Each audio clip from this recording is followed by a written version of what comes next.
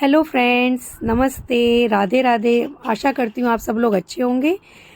अच्छा, आज हम बात करते हैं कुछ ऐसे प्रॉब्लम्स की जो लोग मुझसे कई बार पूछते हैं कि वो नर्सरी से पौधे लेकर आए, हिबिस्कस का लाए या रोज का लाए या कैलेंडोला लाए या फिर टिकोमा लाए। उसमें वहाँ तो फ्लावरिंग थी लेकिन घर आके उसमें फ्लावरिंग नहीं हुई। तो ये बड़ी कॉमन सी प्रॉब्लम है लोगों के साथ कि नर्सरी से पौधा लाते हैं, घर ला के सेट करते हैं, विदिन 1 मंथ वो ख़राब हो जाता है या मुरझा जाता है या वो फूल या फ्लावरिंग नहीं देता। तो ऐसे ही कुछ प्रॉब्लम्स का सॉल्यूशन मैं आज आपके पास लेकर आई हूँ। तो मैं आप लोगों को ये सजेस्ट करूँगी कि जो मैंने प्लांट्स अपने गार्डन में लगाए हुए हैं, ये कुछ ऐसे प्लांट्स हैं जिनको किसी फ्लावर की ज़रूरत नहीं है। तो आप इनकी खूबसूरती से ही इतने खुश हो जाओगे कि आप ऐसे पौधे लाकर अपनी बालकनी में और टेरेस गार्डन में लगाना शुरू कर दोगे। सबसे ज़्यादा अच्छा पॉइंट इसमें क्या है कि इन पौधों को ना किसी भी प्रकार की मेंटेनेंस, किसी भी प्रकार की खाद, इतना ज़्यादा लुक आफ्टर करने की ज़रूरत नहीं है। आप इनको अगर थोड़ा भी ध्यान दे दोगे तो ये बहुत खुश हो जाते हैं, बहुत आराम से आपके टेरेस गार्डन में रुकते हैं, बालकनी में रुकते हैं। आप इनको जैसा मर्जी रखो, इनको खाद दो तो ठीक है, नहीं दो तो भी ठीक है। बस इतना ध्यान रखना है कि पानी जो है उनको उसके अकॉर्डिंगली देना है कि उसको कितनी नीड है और कितनी नहीं है। कुछ पौधे ऐसे हैं जिनको बिल्कुल पानी की ज़रूरत नहीं होती, आप महीने में 2 बार भी दे दोगे तो उनके लिए बहुत है। और कुछ को ऐसे है कि उनको आपको 2-3 दिन में पानी देना पड़ेगा, इतना आपको करना पड़ेगा। तो ये देखिए, मेरे पास जो मेरी बालकनी में है सारे कुछ इसी तरह के ही प्लांट्स लगे हुए हैं और मैं आज इन्हीं के बारे में तो चलिए आज आपको मैं बताती हूँ कि मैंने अपनी बालकनी में कौन कौन से पौधे रखे हुए हैं जिनको बहुत ज़्यादा लुक आफ्टर की ज़रूरत नहीं होती। आप उनके केयर टिप्स भी बहुत इजी होते हैं, उनको आप अगर टाइम टू टाइम पानी देते रहो तो वो बहुत आसानी से आपकी बालकनी को खूबसूरत बनाए रखते हैं। तो शुरू करते हैं अपनी मैं आज की जो ये मेरा डिस्कशन है, मैंने इसको 2 कैटेगरीज़ वाले प्लांट्स में बांटा है। पहली कैटेगरी वो होगी जिन प्लांट्स को मिट्टी में आपको सिर्फ बजरी मिट्टी और कंपोज मिलाना है, जिसका रेशो होगा 50% मिट्टी, 30% बजरी और 20% कंपोज। आप लगा के उसको भूल जाइए, उसके बाद वो आपसे कुछ नहीं मांगेगा। और जो दूसरी कैटेगरी होगी वो होगी उस मिट्टी के रेशो में आपको डालना है 40% गार्डन सॉइल, 30% कोकोपीट, 20% कंपोज। क्योंकि वो जो पौधे होंगे वो थोड़ा सा मॉइस्चर पसंद करने वाले पौधे होते हैं, तो उनको मॉइस्चर देना होता है। तो इसलिए हम उन प्लांट्स को कोकोपीट, उनकी जो सॉइल मिक्स होता है उसमें हमें कोकोपीट मिलानी चाहिए, तो उसमें कोकोपीट मिलानी ज़रूरी हो जाती है। तो आइए इस लिस्ट में फर्स्ट कैटेगरी में मेरे पास जो सबसे पहले नंबर पे प्लांट है, जो बहुत हार्डी है, जिसे किसी केयर की ज़रूरत नहीं है, ज़्यादा पानी उसको नहीं चाहिए, ज़्यादा खाद उसको नहीं चाहिए। तो उस कैटेगरी में सबसे पहला जो मेरा प्लांट है वो है सेंसेवेरिया। इसको सेंसेवेरिया भी बोलते हैं, इसको स्नेक प्लांट भी बोलते हैं। इसको स्नेक प्लांट इसलिए बोलते हैं क्योंकि इसकी जो कुछ पत्तियां हैं ना, कुछ कुछ स्नेक से मिलती जुलती है, इसलिए इसको स्नेक प्लांट बोलते हैं। और इसकी हाइट काफ़ी ऊंची तक जाती है। इसकी मिट्टी का रेशो आपको वही बनाना है जो मैंने आपको फर्स्ट कैटेगरी में बताया था। और ये देखिए, ये छोटे से छोटे और बड़े से बड़े हर गमले में ये आपको एडजस्ट हो जाता है। और यहाँ देखिए, मैंने इसको एक एप्पल पॉट में लगाया हुआ है। अच्छा, इस पौधे का जो सबसे ज़्यादा बेनिफिट है वो ये बेनिफिट है कि आपको ये आपके आसपास की जो गंदी हवा है, जो पॉल्यूटेड एयर है, उसको शुद्ध करके देता है, प्योर करके देता है। आप सबसे ज़्यादा एयर प्यूरीफाई करने वाला प्लांट है ये। नासा ने भी इसको अप्रूव किया हुआ है। इसमें कई वैरायटीज़ आती हैं। ये देखिए, मेरे पास छोटी कैटेगरी भी है, इसकी वैरायटी है जो छोटे से गमले में लगी हुई है, 4 इंच के पॉट में। और ये इसको वेरीगेटेड बोलते हैं। ये हाइट में ज़्यादा नहीं जाता, लेकिन हाँ, ये एक फ्लावर की तरह खिलता रहता है। छोटा सा प्लांट है, छोटे से गमले में लगा रहता है और ये भी उतना ही काम करता है जो एक बड़ा प्लांट करता है। ये देखिए, मेरे पास एक ये बड़े गमले में भी लगा हुआ है। ये 14 इंच का गमला है जिसमें मैंने इसको लगाया हुआ है और इसकी हाइट तकरीबन 4 फुट की हाइट पे ये जा चुका है और लंबी लंबी इसकी पत्तियां हैं। कई कलर्स इसमें आते हैं, एक बिल्कुल डार्क ग्रीन में आता है और एक अभी जो मैंने आपको दिखाया था उसकी जो साइड से लाइन निकलती हैं वो येलो कलर की होती है और अंदर वो ग्रीन होता है। इतनी खूबसूरती वाला पौधा अगर आप अपने गार्डन में ऐड कर लेंगे तो फिर फ्लावर वाले प्लांट की क्या ज़रूरत है आपको, ये बताइए। और सबसे ज़्यादा आपकी हेल्थ के लिए भी सबसे अच्छा है ये। और इसकी सबसे अच्छी खासियत ये भी है कि ये इसको आप लगा के भूल जाइए। और ना इसको खाद चाहिए, ना इसको धूप में, आप कैसी भी धूप में आप इसको रख लो, कोई भी टेम्परेचर हो, ये आराम से चलता है। पार्शियल शेड में रख लीजिए, फुल सनलाइट में रख लीजिए, ये इजीली ग्रो होता रहता है। और जहाँ तक इसकी पानी की नीड है, पानी की नीड में आपको जब इसकी मिट्टी सूख जाए आपने तभी इसको पानी देना है। अदरवाइज़ आप पानी कंट्रोल करके देंगे तो ये सालों साल तक आपके गार्डन में बना रहेगा और आपके गार्डन की खूबसूरती बरकरार रहेगी। तो मेरी फर्स्ट कैटेगरी में जो दूसरा प्लांट है जो बहुत हार्डी है और बहुत लो मेंटेनेंस प्लांट है वो है डिफिन बेकिया।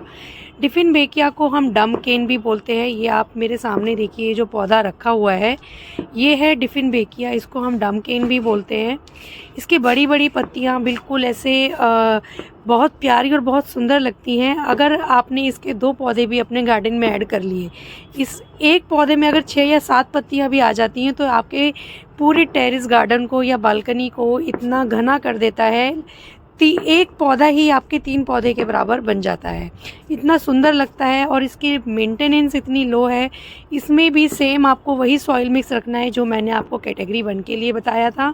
और इसको भी पानी बहुत कंट्रोल करके देना होता है क्योंकि ऑलरेडी इसकी स्टेम में और इसकी पत्तियों में पानी स्टोर रहता है।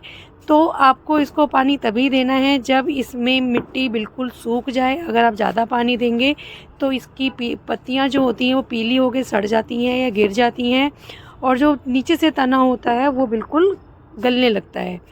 अच्छा, इसमें एक क्वालिटी और है कि जब इसका सीज़न आता है फरवरी मार्च में, आप इसकी स्टेम को काट के ही मल्टीपल प्लांट्स बना सकते हैं। मैंने मेरे मदर प्लांट से 6 पौधे तैयार किए थे जो कि अब 6 के 6 मेरी बालकनी में और टेरेस गार्डन में इतने ही बड़े और इतने ही घने हो रखे हैं। अब अगर मैं इन 2 पौधों को ही अपनी बालकनी में रख देती हूँ तो मेरी जो बालकनी है वो इतनी सुंदर लगती है क्योंकि इनकी जो लीव्स हैं वो इतनी शानदार दिखती हैं, इनकी पत्तियां इतनी बड़ी हैं और इतना सुंदर इसमें नेचर का ही देखिए कितना सुंदर इसमें जो इसकी पत्तियां हैं, बीच में वाइट कलर के पैचेस, साइड में डार्क ग्रीन कलर के पैचेस। इसके अपने आप में एक कोई कितनी तारीफ़ कर ले वो कम है। ये पौधा अपने आप में इतना सुंदर लगता है। ये जो देखिए इसकी स्टेम है, इस स्टेम में हमारा पानी स्टोर रहता है और इसकी पत्तियां, मेरे इस पत्तियां इतनी सुंदर लगती हैं इसकी। और मेरे इस प्लांट में इस टाइम पे एक ही प्लांट में कोई 10-12 पत्तियां आई हुई हैं और 10-12 पत्तियों से ये इतना घना लगता है कि मुझे किसी और प्लांट को रखने की ज़रूरत ही नहीं लगती। तो आप इस प्लांट को भी अपने टेरेस गार्डन में या बालकनी में ऐड कर सकते हैं। डिफिन बेकिया एक ऐसा प्लांट है जो आपको ज़्यादा केयर के लिए डिमांड नहीं करता। इसकी पानी की रिक्वायरमेंट भी बहुत ज़्यादा नहीं है। हाँ, बस अगर एक ही रिक्वायरमेंट होती है कि आप इसको पार्शियल शेड एरिया में रखें जहाँ पर इसको सुबह या शाम की धूप 1 घंटे की धूप अगर इसको मिल जाती है तो वो इसके लिए काफ़ी होती है।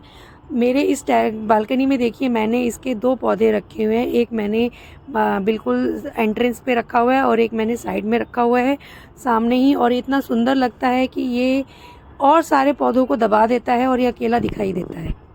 तो मेरा जो नेक्स्ट प्लांट होगा इसी कैटेगरी का वो होगा जडे। ये देखिए ये जडे है, इसकी पत्तियां देखिए छोटी छोटी मोती जैसी इसकी गोल गोल पत्तियां होती हैं और ये इतना हार्डी प्लांट होता है, इसको किसी केयर की ज़रूरत नहीं है।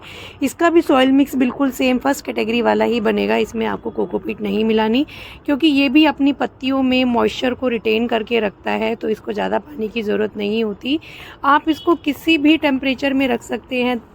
फुल सनलाइट में आप इसको रख सकते हैं, थोड़ा पार्शियल शेड में आप इसको रख सकते हैं। आप इसको इंडोर में भी लगा सकते हैं, लेकिन ध्यान रहे इंडोर में ये ज़्यादा दिन अंदर नहीं रहता। 5 से 6 दिन में आपको इसको बाहर धूप दिखानी पड़ती है।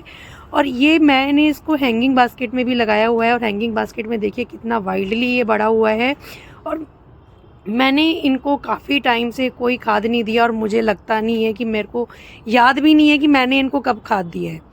तो ये बहुत हार्डी प्लांट होते हैं, आप इनको लगा सकते हैं इजीली अपने टेरेस गार्डन में, अपने गार्डन में हैंगिंग बास्केट्स में लगाइए, टोपियारीज में लगाइए, छोटी छोटी ट्रेज में आप इनको लगा सकते हैं।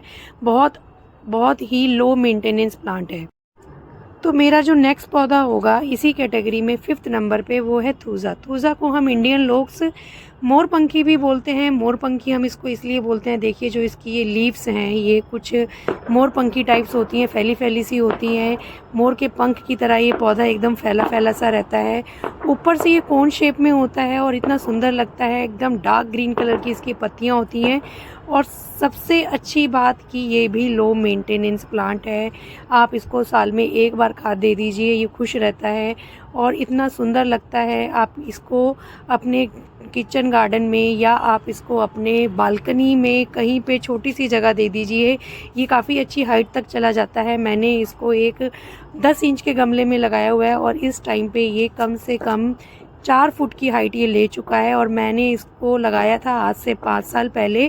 मैं इसका बहुत छोटा सा पौधा लाई थी, कोई 10-12 इंच का ही पौधा था और मैंने ख़रीदा भी नहीं था। इनफैक्ट मैंने रोड साइड से उखाड़ के मैं इसको लेकर आई थी और मैंने उखाड़ के इसको लगाया था और टचवुड ये चल गया और अब इतना अच्छा ग्रोथ कर रहा है कि एक 10 इंच के पॉट में इसने 4 फुट की हाइट ली हुई है।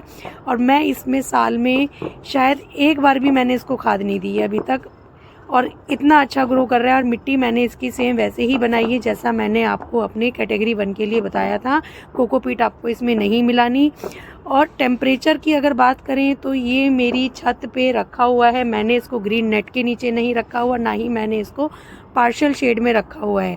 ये रखा हुआ है फुल सनलाइट में, परमानेंट रखा रहता है। यहाँ तक कि पिछली गर्मी का इसने 50 से 52 डिग्री तक का टेम्परेचर झेला हुआ है। इसको किसी भी केयर की बिल्कुल ज़रूरत नहीं है। आप इसको हाई टू हाई सनलाइट में इजीली रख सकते हैं। एक ना मैं इसकी आपको एक इंटरेस्टिंग बात एक और बताती हूँ। जब हम छोटे थे, हम बच्चे थे ना, तो हमको बोला जाता था ये विद्या वाला प्लांट है। तो इसको ना विद्या वाला प्लांट भी बोला जाता है। तो हम इसको अपनी कॉपीज़ में, बुक्स में रखते थे। तो और मैंने शायद नोटिस भी किया था कि शायद कुछ तो पावर है, क्योंकि प्लांट से देखो पॉजिटिविटी तो आती है।